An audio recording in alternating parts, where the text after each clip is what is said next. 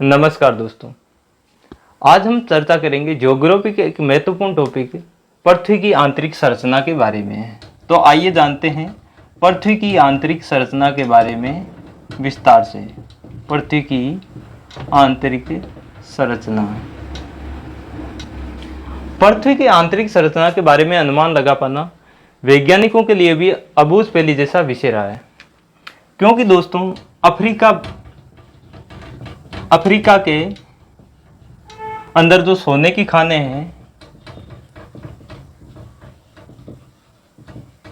वो केवल 3 से 4 किलोमीटर तक ही गहरी है तथा आर्कटिक महासागर के कोला क्षेत्र में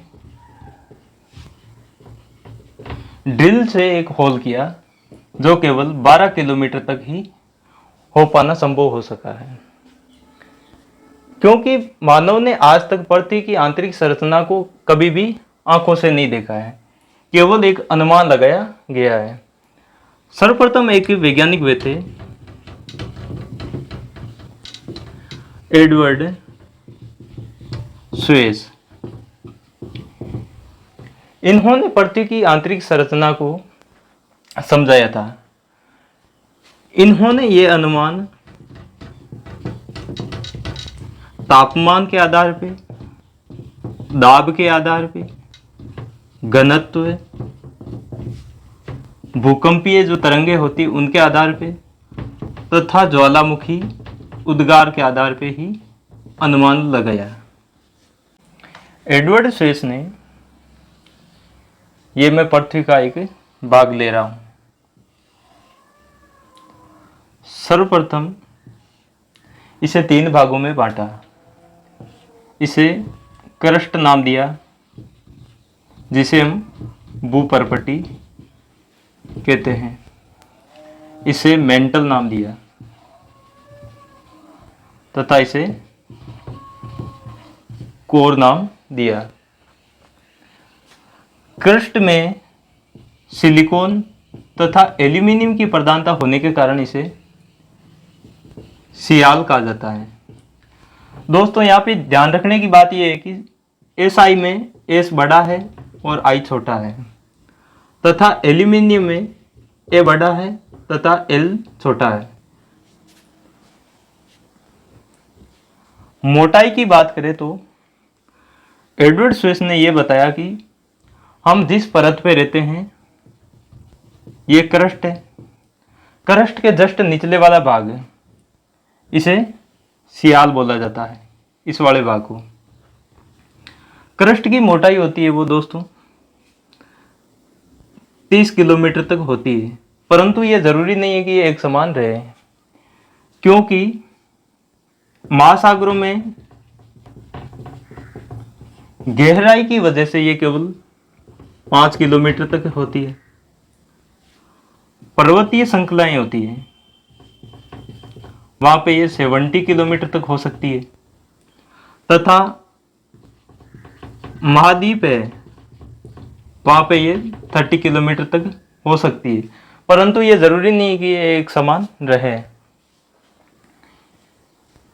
इसकी गहराई या मोटाई की बात करें तो टोटल सियाल की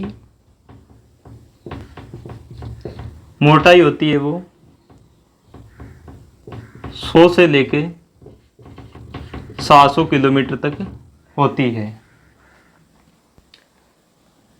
घनत्व के आधार पे इन्होंने इसका मान 2.75 से लेके 2.90 ग्राम प्रति सेंटीमीटर क्यूब होता है। दोस्तों, घनत्व किसी पदार्थ के इकाई आयतन में निहित द्रव्यमान को पदार्थ का घनत्व कहते हैं। जैसे कि ये एक घन है, इसकी ये भुजा भी 1 सेंटीमीटर है, ये भी 1 सेंटीमीटर है, तो इसमें किसी पदार्थ के समाहित होने की जो मात्रा होती है उसे घनत्व कहते हैं। यानी 1 सेंटीमीटर क्यूब में वो पदार्थ कितना गहरा होता है। जैसे कि 2 बॉक्स है, एक ये बॉक्स है और एक ये बॉक्स है, दोनों की लंबाई चौड़ाई सेम है, इसमें अगर हम लोहे की बॉल रखें और इसमें हम अगर कपास रखें तो भारी ये होगी, इसका मतलब घनत्व इसका ज्यादा हुआ।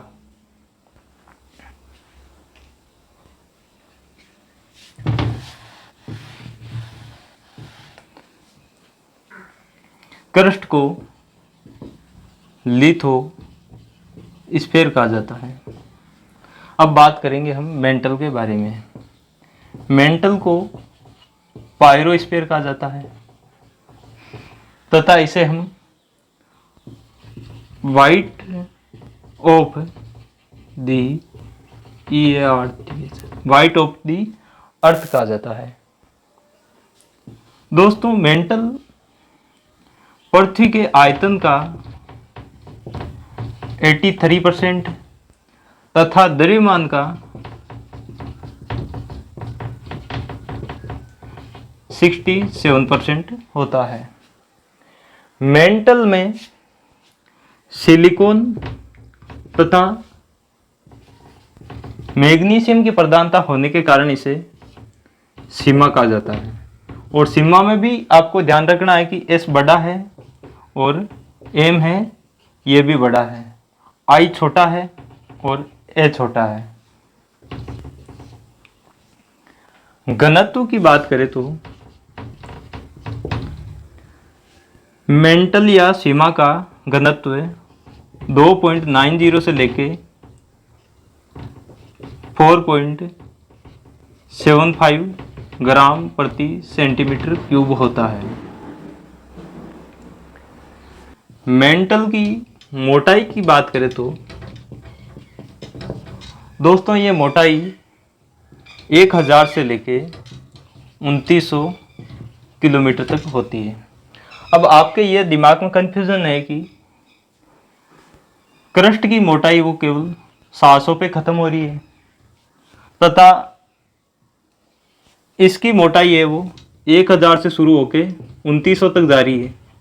इसका मतलब ये 300 किलोमीटर क्या है। दोस्तों, आपने ये देखा होगा कि इसमें सिलिकॉन और एल्यूमिनियम है तथा यहाँ पे सिलिकॉन प्लस मैग्नीशियम है। इसका मतलब यहाँ पे ये जो भाग है इसमें ऐसा तो है नहीं कि एकदम खत्म होके दूसरा भाग स्टार्ट हो गया। यहाँ पे ये दोनों मिल रहे हैं, सिलिकॉन और एल्यूमिनियम और सिलिकॉन और मैग्नीशियम। इस भाग को नाम दिया था, जहाँ पे ये दोनों मिल रहे थे इस भाग को नाम दिया था मोहो डिसकंटिन्यूटी। इसको मैं बड़ा लिख रहा हूँ,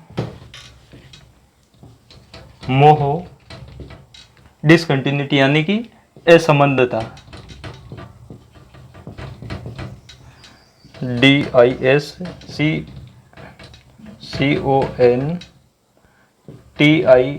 DISCONTINUITY मोहो डिसकंटिन्यूटी। घनत्व तो हो गया, ये हो गया। अब बात करते हैं हम कोर की। पृथ्वी के केंद्र के पास में तथा सीमा के नीचे वाला भाग है। इसे एडवर्ड शेस ने 2 भागों में विभाजित किया था। एक था बाह्य कोर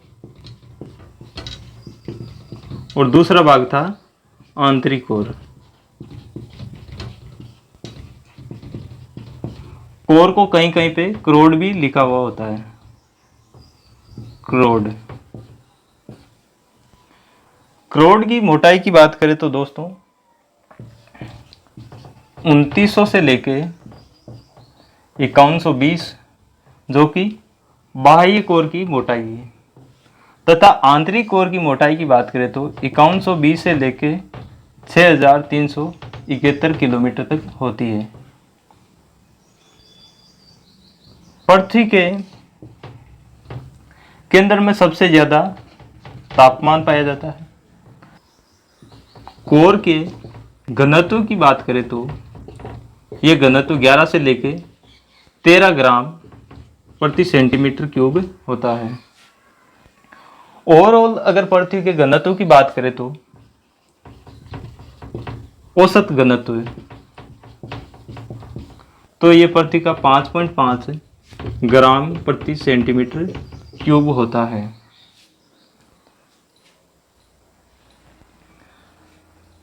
सीमा तथा कोर है, इसको अलग करने वाली डिसकंटिन्यूटी को गुटेनबर्ग डिसकंटिन्यूटी कहा जाता है।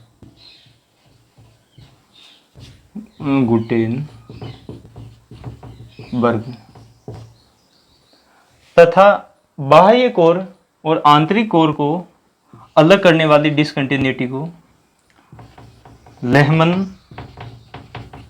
डिसकंटिन्यूटी कहा जाता है।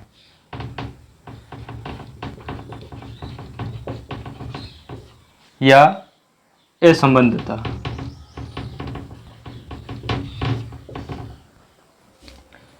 कोर में निकेल तथा फेरस की प्रधानता होती है, इसीलिए कोर को निफे कहा जाता है, निकेल तथा फेरस। दोस्तों एक चीज आपको ध्यान रखना है कि पृथ्वी की